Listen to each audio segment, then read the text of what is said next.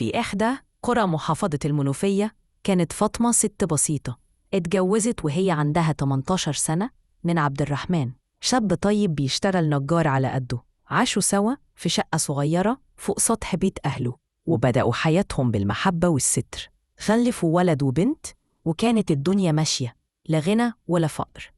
بعد 6 سنين من الجواز حصل لعبد الرحمن حادثة بالعربية وهو راجع من شغله. دخل في غيبوبة، والدكاترة قالوا إن حالته نباتية، يعني حي لكن مش واعي، مش بيصحى ولا بيستجيب.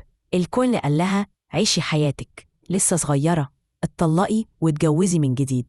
حتى أهلها وأهله قالوا لها كده، بس هي رفضت. قالت هو جوزي وأبو ولادي، مش هسيده. ومن يومها لمدة 27 سنة كانت بتغسله، تأكله، تقعد تحكي له كل حاجة بتحصل في البيت، وتلبسه أنظف لبس. ابنها اتخرج وبقى دكتور، بنتها اتجوزت وهي فضلت على عهدها. وفي يوم بعد 27 سنة كاملة وبدون سابق إنذار، عبد الرحمن فتح عينه وقال فاطمة. بس الناس كانت فاكرة إنها اتجنت لما قالت إنه فاق، بس فعلا فاق، وبقى يتكلم ويمشي بالعلاج الطبيعي تدريجيا. ولما سألوها بعد كده إزاي استحملتي، قالت الحب الحقيقي مش بيتبدل، وأنا كنت واثقة إن ربنا